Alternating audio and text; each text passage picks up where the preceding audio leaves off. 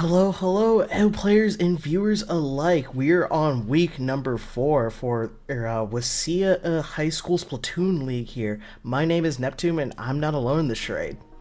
Yep, my name is Spicy. Always a pleasure to be on the mic with you, Neptune. Today we got a matchup between Lakeside High School and Central Kitsap High School as well.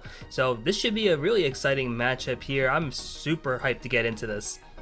Yeah, for sure. And a little bit of history here. So we have LHS Eagles Splatoon Varsity representing Lakeside High School, and they are currently 1-2 in this season here, going 3-1 against Splat Spuds.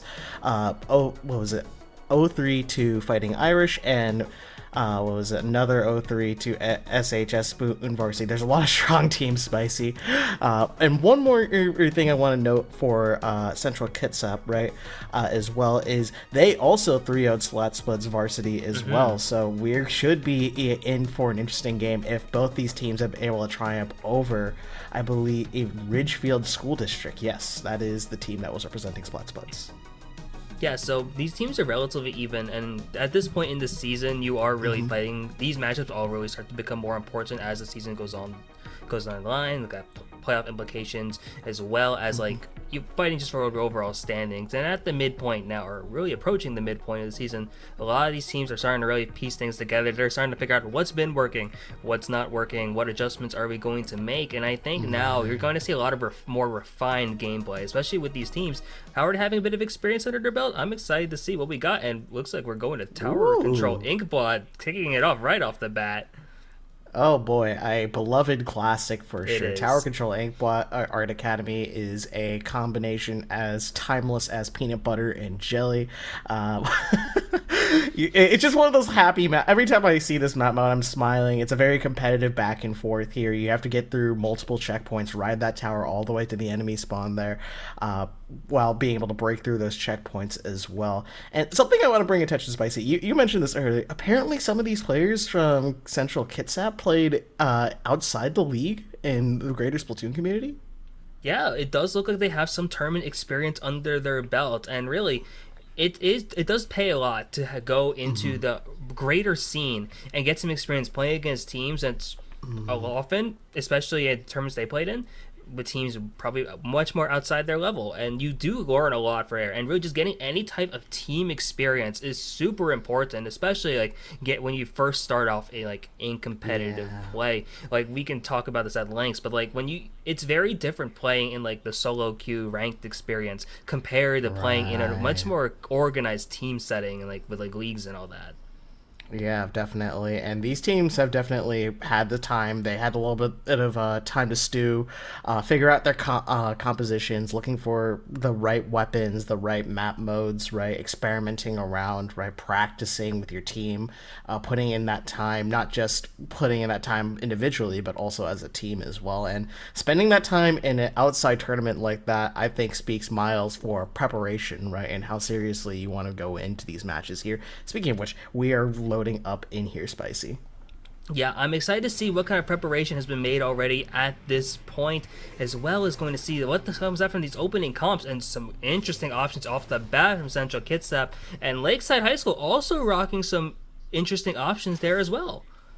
Yeah, for sure. Central Kitsap in that bright yellow, bringing up the Nautilus and Range Blaster. Now, if there is a map and mode that was designed for blasters, it's definitely going to be Tower Control Inkblot here. And right now, you just see this amazing wipeout here.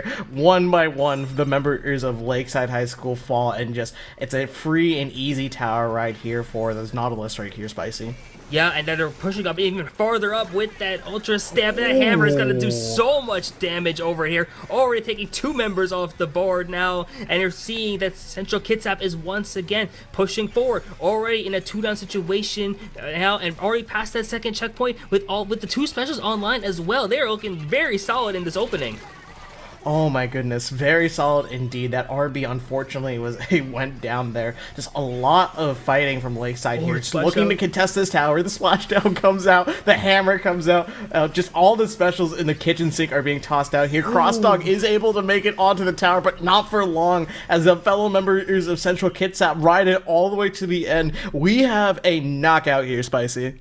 Yeah, and that was just amazing momentum from the side of Central Kitsap. From that opening team fight, you just saw as everyone rushed towards the middle, you just saw how CK was able to just win out there. It was really dominate in that opportunity. And once they got a hold of that tower, it's the same theme that you see often, regardless of where you are in the competitive scene, that the snowball potential of this map mode really starts to develop. And you saw they were having like specials in like such strong positions, like ultra stamp immediately, basically right into the enemy base. It'd be very hard to come back from. And Central Kitsap, great start for them. Absolutely, just an amazing explosive start there. I want to talk a little bit more about that opening here because it just all happens so fast, right? You first see the range blaster and I think the Nautilus drop left here, and then they pinched the tower specifically and got just a wipe out there, just like hardly 20 seconds there. It got scrappy. The bar fight happened and just immediately he dissolved, like almost nothing happened, and that tower is just clean for the taking there, Spicy. Yeah, it really was. Now, there's some great stuff there. Really excited to see what's going up for the rest of this match. But before we go into that second game, we want to give a quick shout out to ZOTAC for powering today's stream. And really, once again, thank you to their incredible support, able to help bring this broadcast to all of you guys, helping to showcase the amazing talent that we're seeing in Scholastic Esports that we just see right now. Show your appreciation for ZOTAC Game by giving them a shout out on social media, and make sure to join their community on Discord and use the hashtag powered by ZOTAC or hashtag ZOTAC USA whenever you post. For sure, ZOTAC, power to the players as well. Definitely gonna type exclamation and mark ZOTAC to get a little bit more information on that and join their Discord here. But hey, before I could do that, Spicy, we have matches to cover as well here. We are gonna be moving into game number 2, Clan Blitz on Museum here, another classic Clan Blitz map here. And one of the things that sets Museum apart on the Clan Blitz mode here is that little block on the spawn here. But oh wait, Spicy, are you seeing what I'm seeing? Oh, I'm seeing a tri-stringer right now, and that's not exactly the most common pick here. And really, Lakeside is running a very unconventional comp with the Dynamo Roar. It ends up 89, the orange one instead of the typical gray 85. And also the tri-stringer opting for some range here, and the ends up 89, also offering for that paint output as well. And you're just trying to see what's going to be happening here, but multiple members of Lakeside going down in the process as Central Kitsap is already developed a power clamp and rushing over towards the enemy basket, and a wipe is going to seal the deal as they make the first score. And let's see how much farther they're going to be able to keep this. Oh my goodness, just an explosive push here, but amazing defense from Lakeside High School here, being able to just quickly scoop up these kills here. But no, here comes the ultra step, but Dynamo's able to clutch it up here, stopping at this push here and immediately bringing this back here. The tactical war is online here, going to be tossed out. Soda for everyone, instant respawns, faster movement. You gotta love it, Spicy.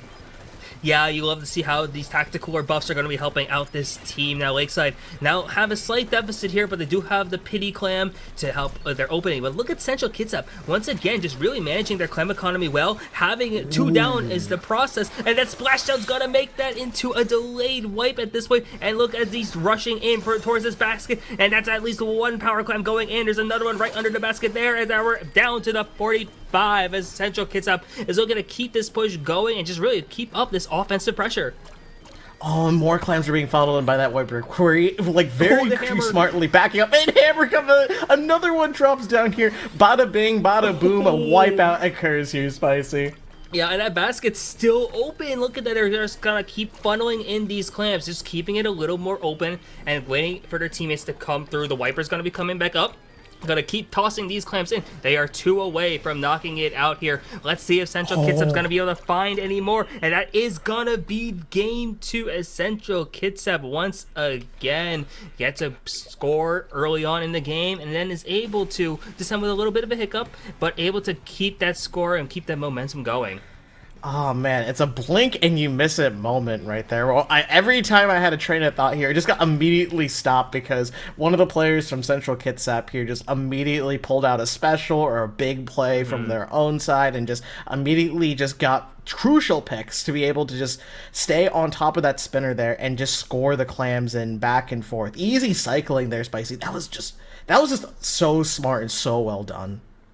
It really was. There were just so many great things to notice from there. And now Lakeside is down 0-2 in the set so far, but I'm wondering to see what they're going to be doing to adjust, because we are going in the turf war. I did notice that Lakeside, the first two maps I think actually were Lakeside selections, because I think they played Tower Inkblot and Clam Museum last week. So I'm wondering to see what they're going in for a game 3.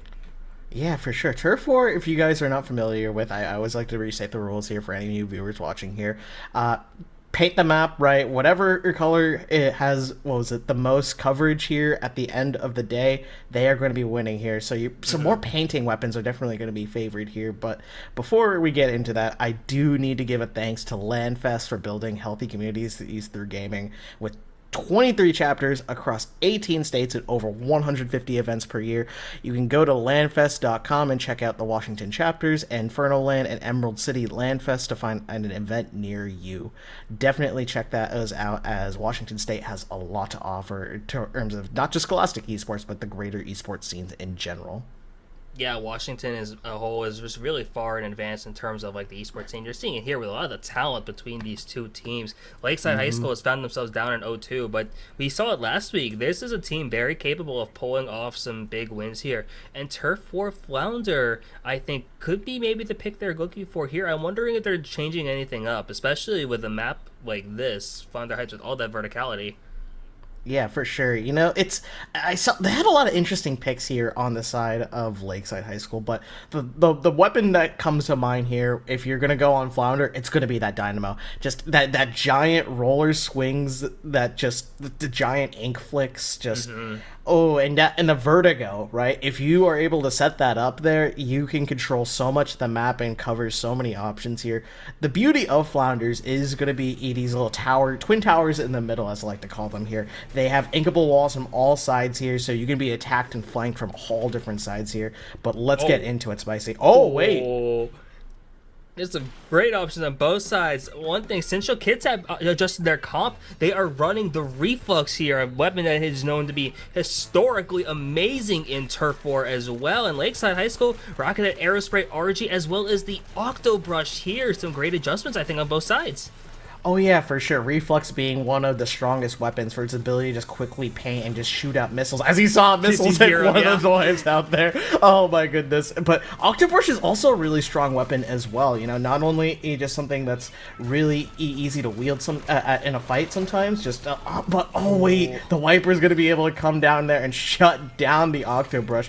And normally the map's verticality is able to help Octobrush in a lot of these fights here, but unfortunately the Wiper is going to go in, go straight for the melee, Spicy. Oh, and there follows up with the hammer, and I think gets that third pick, gets that wipe. Boop's movement with that Wiper was actually really insane to watch, and you see that Central Kitsap has so much momentum. You just saw that map is painted in that yellow-orange there, and it's looking really good for Central Kitsap as you're just watching them try and just keep this momentum. The splashdown coming out, not going to find the member, but you do see that they do find the player, and it's trying to see what's going to be the option here. Just winning the 1v1 as well onto what? And it's a 2 down there for Lakeside. Oh my goodness, that Aerospray was holding on to dear life there, and this Nautilus here just shredding through these guys like it's a hot knife through butter here. It is absolutely insane here, and this is when it starts to get a little bit concerning here. If you're Lakeside right now, you need to find a way to break out. You need to build up those specials. You need to find a way out of here. They're slowly putting pressure on this Nautilus here, and if you guys don't know, one of the ways to beat a Nautilus is to generally outpaint it here, but it's going to be really difficult, especially when it's set up on top of this ramp here, Spicy.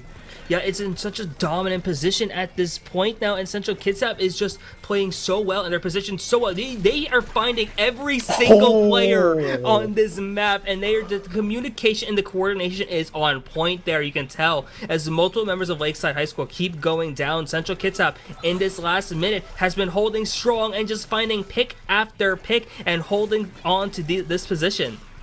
Yeah, there's definitely a bit of a stagger loop here, and Lakeside has roughly a minute to be able to make something happen here. And now, this is the difficult part of Turf War. If you go down hard in the last 30 seconds here, you are not alive to be able to paint here, but unfortunately, the script is going to stay the same here, Spicy. Central Kitsap gets the wipeout here, gets another pick here. It seems like it's just going to be a lockout here. Yeah, and in these last 20 seconds, and that splashdown is absolute insanity if that would have found that last pick onto that Octopus. But no, they're just gonna get it on anyway with that Nautilus range. And you just see the firepower from Central Kitsap. And in a very dominant fashion, they are going to be able to take this set 3-0. And just what a performance from Central Kitsap.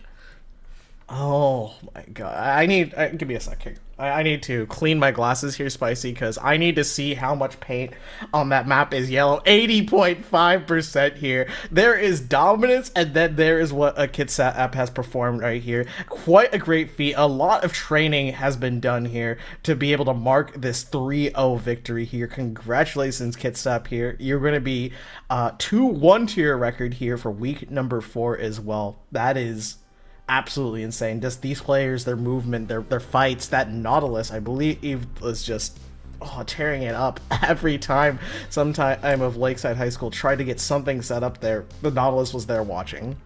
Yeah, and if it wasn't the Nautilus watching, it was the Wiper as well. Just sharking around, having some great movement at that level too, and just like finding those players, and that was absolutely insane there. And the reflux, which we didn't get to see too much of, but you did hear the Tenta missiles flying in the background, and it's just like, oh man, that was just clinical stuff from Central Kitsap, and great way for them to play out that set. Yeah, for sure.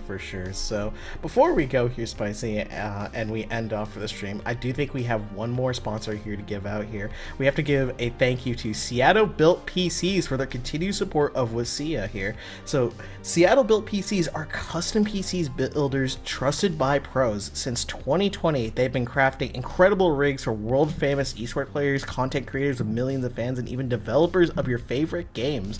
So Seattle Built wants to work with you to create their perfect PC for your own needs whenever you're ready. So if you're looking to build a custom PC built by people who care, check out Seattle Build PCs at seattlebuilt.com. Yeah, I love to hear that we have a new sponsor here for today at WSSEA. So really some great resources there. So I want to give a quick shout out to ZOTAC, LANFest, Seattle Built PCs for all the great stuff they've been able to provide, as well as the production staff here from LANFest for making this all possible. But once again, Neptune, it's always a pleasure commentating with you. So where can the great people of this community find you?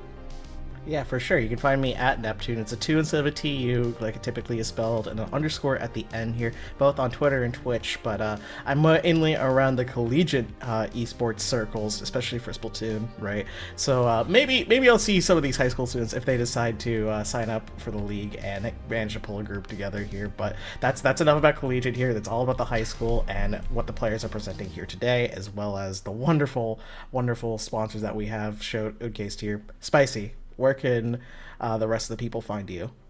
You can find me on different socials at 2SpicyBM. You can also find me streaming on Twitch at twitch.tv/spicy_BM. And it's always fun getting to do this. And I'm around with different esports scenes, whether it be Splatoon, whether it be other games as well, both in the collegiate level as well as in the overall competitive scene. So you can find me pretty much wherever. But that is going to be it for us here today with WSSEA Splatoon 3. We do have Overwatch 2 tomorrow at 4 p.m. PST. So got one great shooter game today, some more shooter action tomorrow. So I think you got some great stuff lined up here with WSSEA, and really you're going to want to stay tuned for that.